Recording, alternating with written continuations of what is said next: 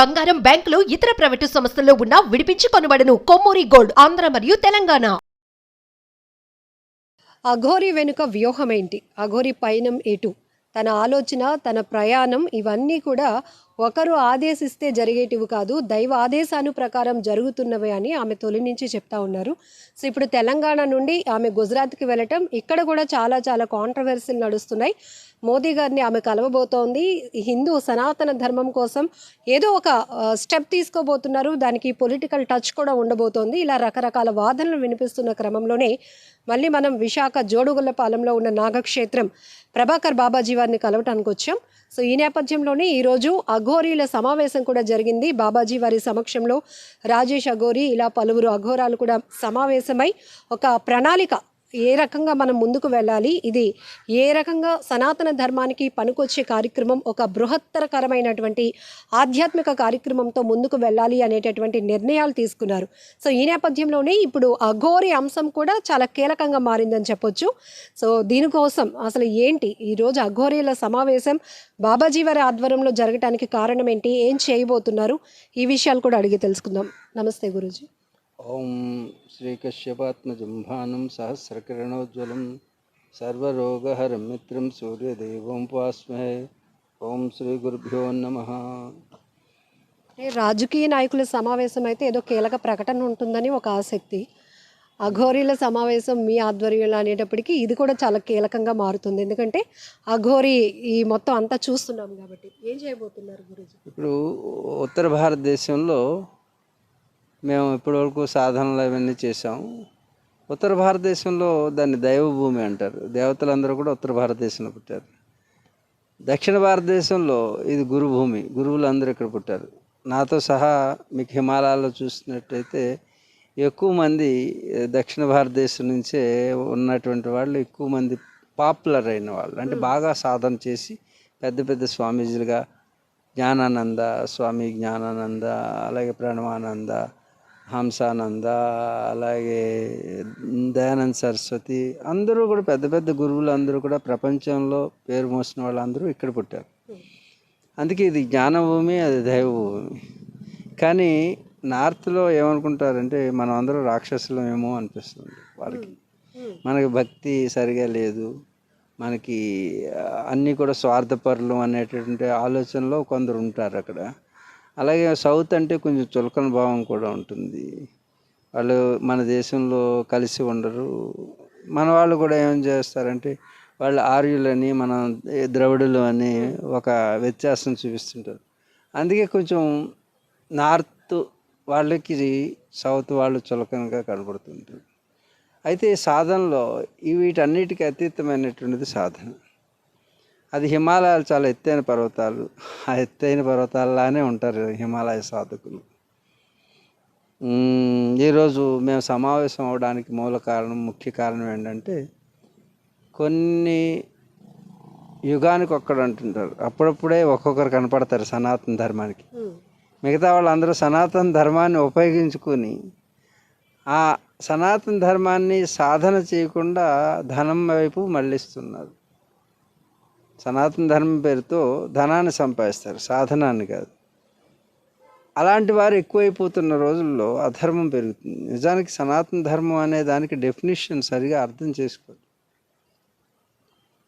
ఆ సనాతన ధర్మాన్ని నిలబెట్టడానికని ఆదిశంకర్ల వారు ఒక సైన్యాన్ని ఏర్పాటు చేశారు. ఎందుకంటే మీరందరూ ఫెయిల్ అయినప్పుడు కింద భోగాలు అనుభవిస్తూ అన్ని రకాల అనుభవాలని పొందుతూ సుఖంగా జీవించడానికి మనం ఎక్కువగా ప్రయాసపడుతుంటారు కింద. కానీ హిమాలయాల్లో సుఖాలని, భోగాల్ని అన్నిటినీ త్యాగం చేసి, ఇది భోగభూమి కింద, అది యోగభూమి పైన. అందుకే చాలా ఎత్తుగా ఉంటుంది యోగభూమి. అక్కడ త్యాగం చేస్తేనే యోగభూమిలో నిలబడతాం. ఇక్కడ భోగం రోగానికి దారితీస్తుంది. ఇలాంటి పరిస్థితుల్లో సనాతన ధర్మానికి విఘాతం కలుగుతుంది. ప్రతి ఒక్కరూ కూడా స్త్రీ అంటే ఆట వస్తువుగా చూస్తుంది. భర్త కూడా పెళ్లి చేసుకున్న తర్వాత అదేదో బానిస, భార్య అంటే ఒక బానిస. ఆ సహధర్మచారిణిగా ఎవరు భావన చేయట్లేదు. కానీ సనాతన ధర్మం సహధర్మచారిణి అన్నది. భార్య అనలేదు, పెళ్ళం అనలేదు. కానీ పెళ్ళాలు ఉన్నారు, మొగుళ్ళు ఉన్నారు, భార్యలు ఉన్నారు, భర్తలు ఉన్నారు. కానీ సహధర్మచారిణిగా నిలవాలి భారతీయ ధర్మం. సహధర్మచారుడిగా ఉండాలి. అది రాముడికి సీతకే తగినటువంటి అలాంటి ధర్మాన్ని ఆచరించేటటువంటి రోజు నుంచి ఈ రోజుకి పళ్ళెం పెట్టేదే పెళ్ళం అనుకునేటటువంటి రోజులు వచ్చినాయి. పెళ్ళానికి, భార్యకి, సహధర్మచారికి తేడా తెలియనటువంటి పురుషుడు జీవిస్తున్నటువంటి ఈ లోకంలో ధర్మం దిగజారిపోయింది. అందుకు ధర్మాన్ని పునఃప్రతిష్ఠ చేయాల్సిన ఆవశ్యకత ఇప్పుడు వచ్చింది. ఇలాంటి పునఃప్రతిష్ఠ చేయాలంటే ఒక్కరు కావాలి, ఎవరో ఒకరు కావాలి, తను తాను సమర్పించుకునేవాడు కావాలి. అలాంటి వాడు ఒకడు వచ్చాడు, అలాగే రాజకీయంలో ఒకడు వచ్చాడు, అలాగే ఆధ్యాత్మికంగా ఒకరు వచ్చారు. వాళ్ళకి మిగతా యోగులందరూ కూడా సపోర్ట్ చేస్తారు. ఆ సపోర్ట్ కోసమని ఒక సేనను తయారు చేయడం అనేటటువంటిది ఒక ఆలోచన మాత్రమే. సనాతన సేన అది ఏ రూపాంతరం జరుగుతుంది, దానికి అంతా కూడా నిర్దేశకత్వం చేశాం. ఆ నిర్దేశకత్వం చేసి ఒక నిర్ణయానికి వచ్చాం. అది నిర్ణయాన్ని హిమాలయ పైన మాకు కూడా వ్యవస్థలు ఉంటాయి. ఒక్కొక్క వ్యవస్థ ముందు సామాజిక్ అంటే సమాజంలో ఉండేవాళ్ళు, తర్వాత సేవక్ గురువు దగ్గర ఉండే సేవను చేసేవారు. సేవకు తర్వాత మనకు సాధక్ వస్తుంది. సాధక్ తర్వాత మాకు బోధక్ వస్తుంది. బోధక్ తర్వాత ప్రచారక్, తర్వాత ప్రసారక్, తర్వాత ఘోరక్. ఈ ఈ ఈ చదువులు ఉంటాయన్నమాట. ఈ స్టెప్స్ అన్నిటినీ కూడా మేము సామాజికలో ఏం చేస్తున్నామంటే రేపు రాబోయే రోజుల్లో ప్రతి ఇంట్లో, మీ ఇంట్లో కూడా ఒక అఘోర ఉంటాడు. నువ్వే అఘోర కావచ్చు, జర్నలిస్టు, కానీ నువ్వు అఘోరాగా పనిచేస్తావు. ఎలా అంటే మీరు అలా అఘోర అని ఒక పెద్ద పదం వాడేటప్పటికి అంటే మేము కూడా ఇవన్నీ పక్కన పెట్టేసి అలా అందుకే సామాజిక అఘోర వేరు. ఇది మేము తయారు చేసింది. యూత్ అందరూ గుర్తుంచుకోండి, ప్రతి ఒక్కరూ అఘోరాగా మారచ్చు. ఎలా అంటే మీ ఎదురుగా జరుగుతున్నటువంటి ఘోరాన్ని, కుక్కను కొడుతున్నాడు ఎవడు అనవసరంగా, అది ఘోరమైన పని. మీరు ఆపండి, నువ్వు ఆపగలవు కదా, యు బికమ్ అఘోరా. మీ బిడ్డను ఎవరో అన్యాయంగా ఏదో చేస్తున్నాడు, నువ్వు ఆపగలవు కదా. ఆపితే నువ్వు ఒక్కదాని ఆపితే 10 మంది కలిసి రావచ్చు దుర్మార్గులు. అందుగురించి అఘోరా, ప్రతి ఇంట్లోనూ అఘోరా అంటే వీళ్ళందరూ ఒక చోటకి చేరతారు నీకు సపోర్ట్ రావడానికి. ఒక స్త్రీగా నీకు సపోర్ట్, నీ భర్తే నిన్ను హింసిస్తున్నాను అనుకో, అది ఘోరం. కాబట్టి అఘోరా కల్ట్లో ఉన్నటువంటి ప్రతి ఒక్కరికి రక్షణ ఏర్పాటు చేయడానికి, శిక్షణ ఏర్పాటు చేయడానికి మేము ఒక ప్రణాళికాబద్ధమైనటువంటి ఒక ప్రణాళికను తయారు చేసుకున్నాం. అంటే మీరు తీసుకున్న నిర్ణయం, జర్నలిస్టులో కూడా అఘోరాలు ఉంటారు, కెమెరామెన్లో అఘోరాలు ఉంటారు. అంటే అఘోరం అంటే ఘోరాన్ని ఆపడమే. అది సామాజిక స్థాయిలో అఘోరాలను తయారు చేయాలనుకున్నాం. రెండో స్టెప్లో వీళ్ళలో డెడికేట్ అయ్యి బాగా పనిచేస్తున్న వాళ్ళకి సేవకుగా మారుతారు. సేవక్ అంటే హిమాలయాల్లో గురువుల దగ్గర సేవలో పరిణతి చెందితే సేవ. ఎందుకంటే ఎవరైతే గురువు దగ్గర సరిగ్గా సేవ చేస్తారో సమాజానికి సేవ చేయగలుగుతారు. దాంట్లో భక్తి, ప్రపత్తి, శరణాగతి అని ఉంటాయి. ఇవన్నీ కూడా చెప్పడానికి మీకు సింపుల్గా చెప్పాలంటే ఇది ఒక వ్యవస్థ. ప్రతి ఇంట్లోనూ అఘోరా తయారవ్వాలి, ప్రతి యువకుడు అఘోరా కావాలి. రేపు భవిత యువతది, రేపుడు ప్రపంచం ఏలేది మీరే. మీరు ఇప్పుడు సరిగా లేకపోతే రేపు రాబోయే విపత్తులను తట్టుకోవడం చాలా కష్టం. మీ ఇంట్లో పిల్లల్ని నమ్మేస్తారు. అంటే ఇప్పుడు మీరు చెప్తున్నట్టు ఒకవేళ పోలీస్ వ్యవస్థ, న్యాయ వ్యవస్థ వీటిని ఏ వ్యవస్థలు పనిచేయవు. ఇప్పుడు పనిచేస్తున్నాయి అనుకుంటున్నావు నువ్వు? చెప్పు, నువ్వు ఇప్పుడు ఫోన్ చేయి, రాలేరమ్మా. వాళ్ళు డ్యూటీ చేస్తారు, వాళ్ళు కూడా మనుషులే. కానీ ప్రతి చోట ఉండాలంటున్నాను రక్షణ వ్యవస్థ. పోలీసులు రక్షణ వ్యవస్థ కాదు, నువ్వు ఆత్మ సంరక్షణ చేసుకోవడానికి నీకు యుద్ధ విద్యలు కావాలి. అర్థమవుతుందా? నీ చేతులే ఒక మారణాయుధాలు కావాలి. అలాంటి ట్రైనింగ్ మేము ఇస్తాం. చూడండి, ఇలా అన్నాం అనుకోండి, ఇది చూడు, ఇలా కొడితే నిన్ను అలా తయారు చేస్తాం. పోలీసు వచ్చి రక్షించే రాత్రి అంతా అంటించారు, గంజాయి తాగి డ్రగ్స్ తాగుతూ పక్కన. మరి పోలీసు వచ్చేసరికి అదంతా అయిపోయింది, తగలబడిపోయింది, వెళ్ళిపోయారు వాళ్ళు. ఇంక ఈ వ్యవస్థలు పనిచేయవమ్మా. రేపు రాబోయే రోజుల్లో దుర్మార్గులు, రాక్షసులు సంఖ్య, ఎందుకంటే కలియుగం యొక్క ఇది పెరుగుతుంది కాబట్టి ప్రతి చోట అత్యాచారాలు జరుగుతాయి. అందుకే మేము ఇప్పుడు విశాఖపట్నంలో జరిగింది అంటున్నారు. లాస్ట్ మీద గ్యాంగ్ రేపు మరలా ఆ తల్లి అమ్మ నువ్వు ఆలోచించు, ఒక బిడ్డ తల్లిగా ఆలోచించు, ప్రతి ఒక్కరు ఆలోచించండి. అల్లారు ముద్దుగా పెంచుకున్నటువంటి ఒక స్త్రీని, ఆ సున్నితంగా పెంచుకున్నటువంటి ఒక బిడ్డని ఎంత కర్కశంగా, పైగా వీడియోలు తీసి బ్లాక్మెయిల్ చేసి ఫ్రెండ్స్ ఏది పంచుకుంటారా, నంచుకుంటారా ఒక స్త్రీని? మరి ఇలాంటి వాళ్ళని ఏం చేయాలి మీరు అందరూ చెప్పండి. మీరు ఒక స్త్రీ యాంకర్గా, మీరు ఇక్కడ ఎవరైతే మీడియాలో ఉన్నారో మీరు అందరూ స్త్రీలు, మీ పిల్లలకు వస్తుంది.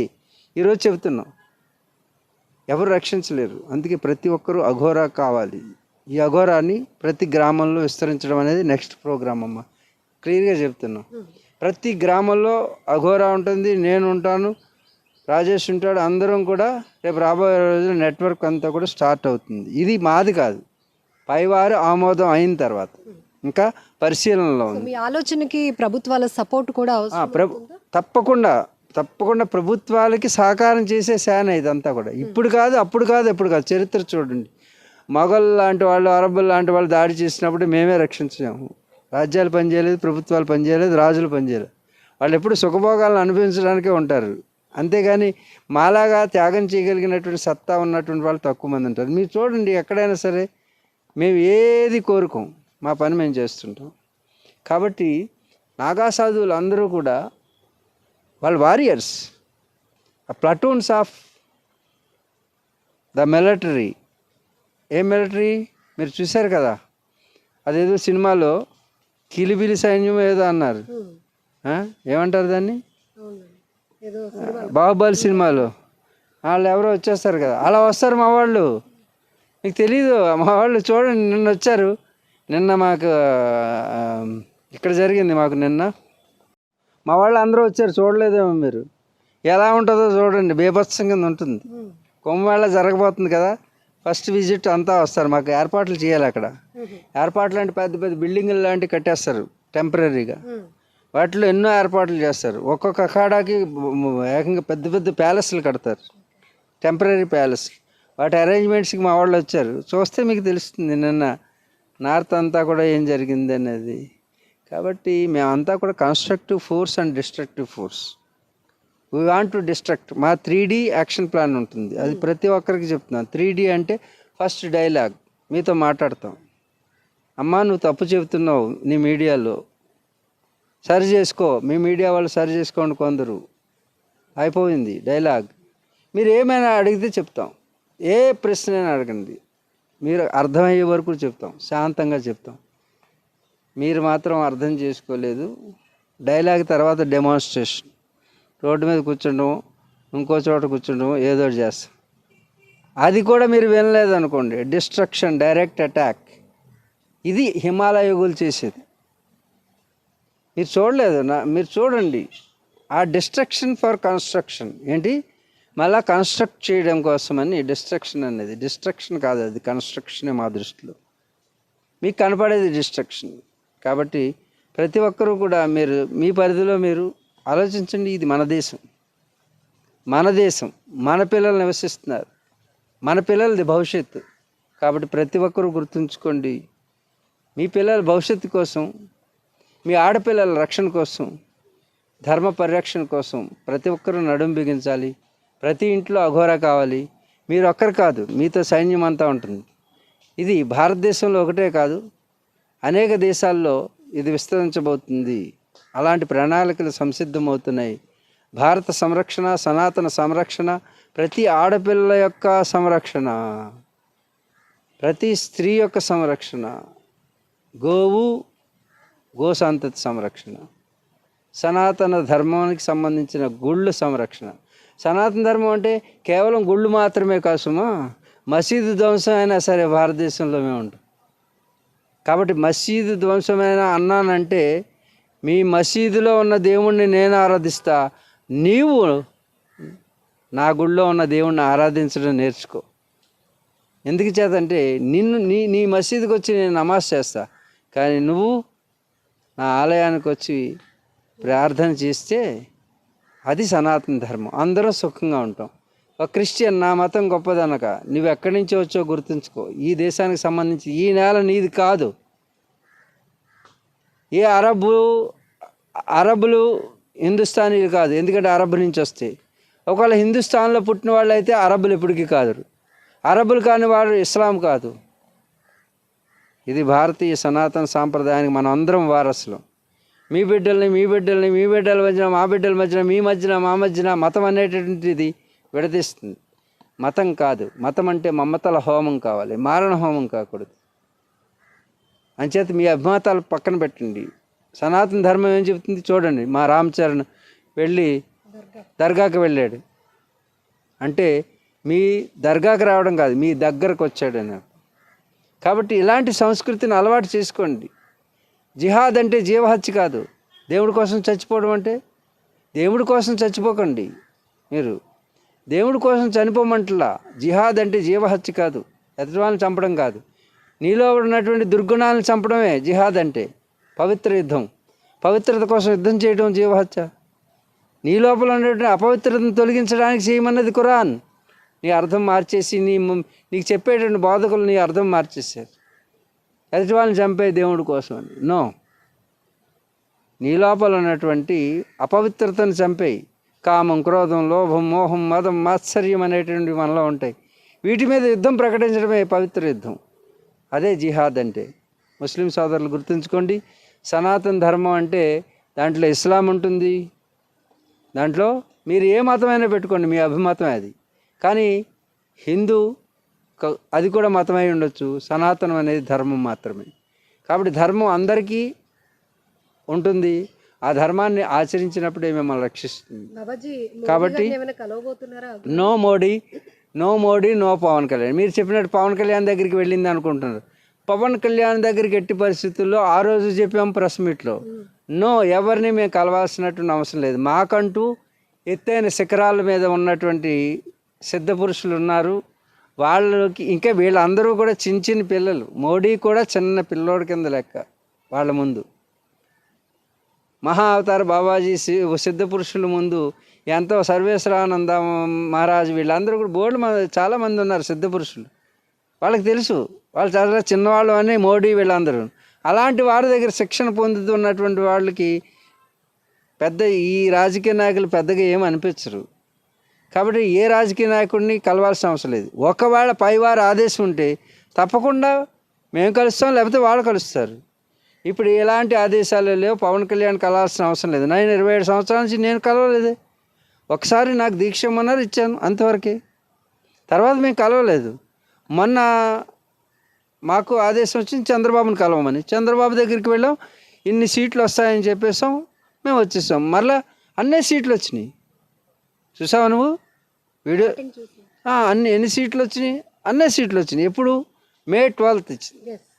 అప్పటికి కేకే చెప్పలేదు, ఎవరు చెప్పలేదు, మీ మీడియా చెప్పలేదు. నేను ఎన్ని సీట్లు ఇచ్చానో అన్నీ వచ్చినాయి. అది నాది కాదు, పైనుంచి వచ్చిన ఆదేశాన్ని మేము పాటిస్తాం, అంతవరకే.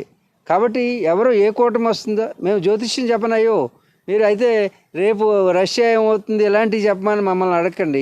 ఈ ప్రజలు కింద కామెంట్ చేస్తారు. నేనేం జ్యోతిష్యుని కాదు, నేను గురువుని కాదు, నేను స్వామీజీని కూడా కాదు. గుర్తుంచుకోండి.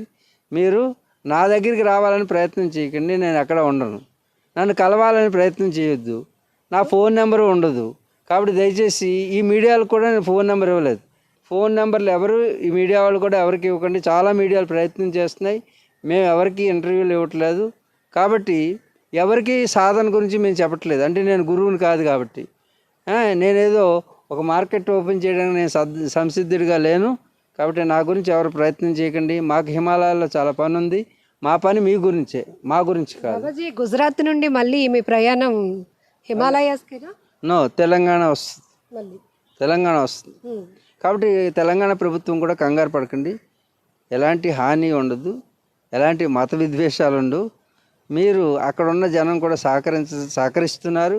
అలాగే ప్రభుత్వం కూడా చాలా వరకు సహకరిస్తుంది. అపోహలు కేవలం మీడియాలో, కొన్ని మీడియాలు అపోహలు కల్పిస్తుంది. ఆ అపోహలు నమ్మకండి. ఏమైనా ఉంటే డైరెక్ట్గా కూర్చుని మాట్లాడదాం. అఘోరాతోటైనా మాట్లాడదాం, మాతోటైనా మాట్లాడదాం. ప్రభుత్వాలు ఎలాగా అపోహలకు గురి కాకండి, కంగారు పడకండి. ప్రజలు కూడా ఏదైనా ఉంటే అందరం కూర్చొని మీ మీ మీ యొక్క శ్రేయస్సు కోసమే. ప్రభుత్వం సుఖంగా ఉండాలి, ప్రజలు సుఖంగా ఉండాలి, లా అండ్ ఆర్డర్ కరెక్ట్గా ఉండాలి. ఇవి మా ఆదేశాలు. కాబట్టి మీరు ఎవరు బాధపడకండి, భయపడకండి. మేము మనుషులమే కదా, మేము పైనుండి వాళ్ళ ఆదేశాన్ని అనుసరిస్తున్నాం లోక కళ్యాణం కోసం. ఎవరు భయపడాల్సిన అవసరం లేదు. మీకు అన్నీ కూడా మంచి జరుగుతాయి, ప్రభుత్వాలకి ప్రజలకు కూడా.